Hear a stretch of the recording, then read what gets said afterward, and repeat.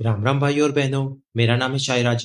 चलिए शुरू करते हैं आज का एपिसोड। एपिसोड की स्टार्टिंग में हम देखते हैं कि सुबह हो जाती है और इचिको जाग जाता है। वो नोटिस करता है कि वो पूरा हिल हो चुका है और उसे अपने हाथों पर ओरिहिमे का स्पिरिचुअल प्रेशर महसूस हो रहा था। तभी वहां पर कैप्टन तोशिरो आता है और इचिको से तुरंत चलने को बोलता है।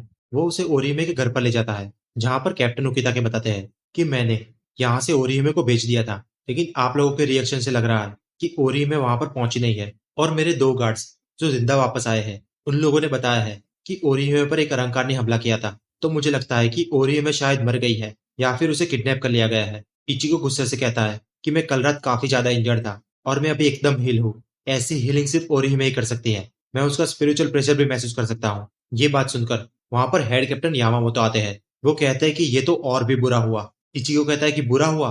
क्या मतलब कि बुरा हुआ? तो यामामोतो बताते हैं कि अगर वो जिंदा है और आइजेन के पास है, तो इसका मतलब तो यही हुआ कि ओरिहिमे ने हमको धोखा दिया है। अगर उसे किडनैप किया होता तो वो कल रात को तुमसे मिलने कैसे आ सकती है? अगर वो गायब होने से पहले तुमसे मिलकर गई है, इसका मतलब तो यही हुआ कि वो खुद ही वहां पर जाना चाहती थी। इचिको गुस्सा होकर हेड कैप्टन को धमकाने ही वाला था कि रेंजी उसे रोक देता है और हेड कैप्टन से कहता है कि सर, अगर ऐसा है तो मैं उस गद्दार ओरिहिमे को अभी के अभी पकड़ कर लाता हूँ। और इचिको को देखकर स्माइल करता है, लेकिन यहाँ वो तो कहता है कि इसकी कोई जरूरत नहीं है। अभी के अभी सारे लोग सोल सोसाइटी वापस आ जाओ।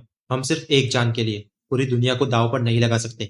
रुकिया कहती है कि मैं ये ऑर्डर नहीं मान सकती, लेकिन तभी वहां पर केम्पाची और ब्याक्यो आते हैं, जो उन्हें फोर्सफुली चलने को कहते हैं। तो इचिको कहता है कि कोई बात नहीं, मुझे किसी की भी मदद नहीं चाहिए। बस मुझे इतना बताओ कि ये हेको मुंडो जाते कैसे हैं। ओरिहिमे मेरी दोस्त है, तो मैं तो उसे बचा कर ही रहूंगा। लेकिन ये बुड्ढा उसे भी मना कर देता है और कहता है कि इचिको, तुम नहीं जा सकते। तुम भी हमारे काफी काम आ सकते हो, तो ऐसे वहां पर जाकर मरने से कोई फायदा नहीं है। अब हम दूसरी तरफ देखते हैं कि तात्सुकी भी ओरिहिमे को ढूंढ रही थी और एक तरफ सिंजी को बहुत सारी चिट्ठियां आती है जिसमें इचिको के द्वारा थैंक यू लिखा होता है। अब इचिको अपनी क्लास में जाता है, जहाँ पर टीचर उसे डांट कर कहती है कि इतने दिनों से थे कहाँ, तुम्हें ग्रेजुएट होना है कि नहीं।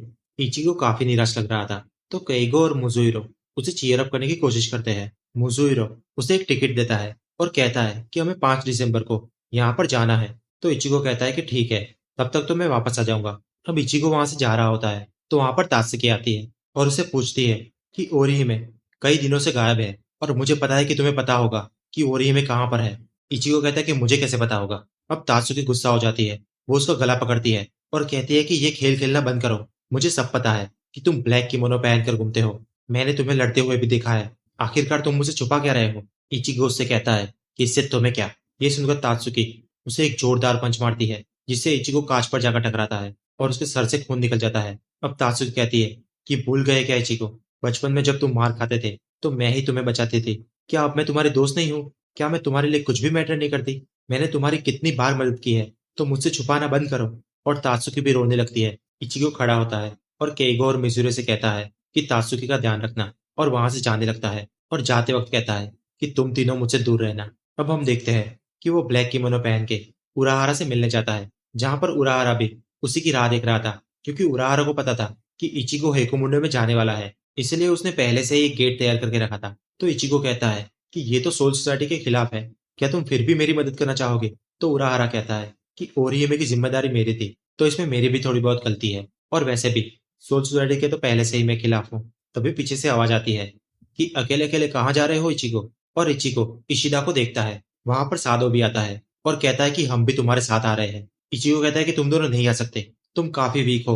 तो चैड अपनी एक हाथ में पावर इकट्ठा करता है और इचिको को एक जोरदार पंच मारता है और कहता है कि तुम्हें अभी भी लगता है कि मैं वीक हूँ? हम पर थोड़ा सा तो भरोसा करो यार, दोस्त लोग इसलिए तो होते हैं। उराहारा कहता है तो सब जाने के लिए तैयार हो।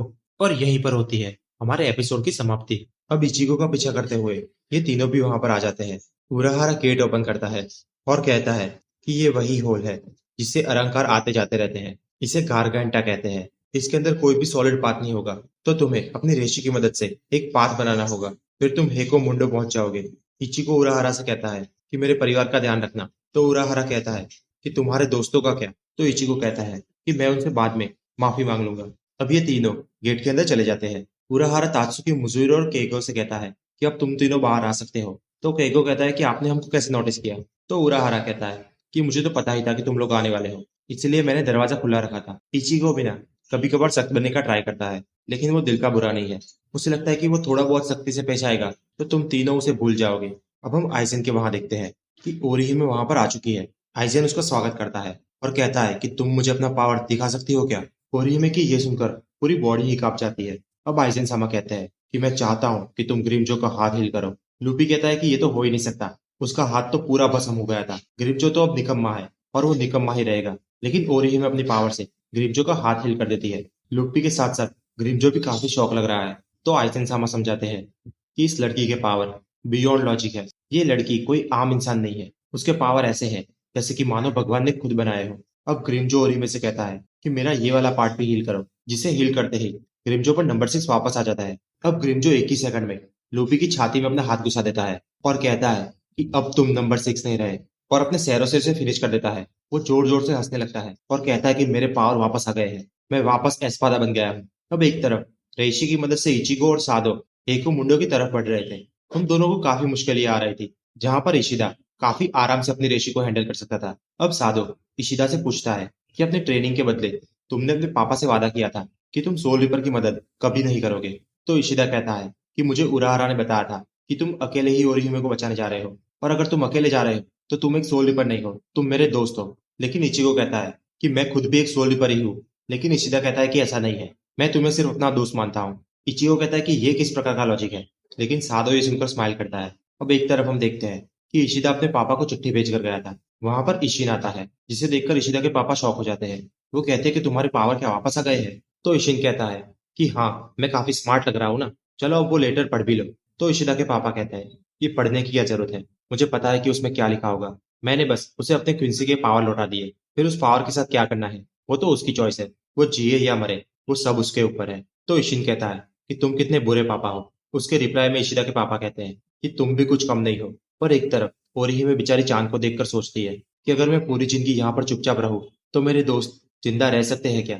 मुझे काफी भूख भी लगी है, क्या मेरा यहाँ आना सही आइडिया था। अगर मैं इन लोगों की मदद करूंगी और इन्हें हील करूंगी तो लड़ाई में तो हमको ही नुकसान होगा। लेकिन अचानक से ही वो काफी स्पिरिचुअल प्रेशर महसूस करती है और आइजन सामा कहते हैं कि लगता है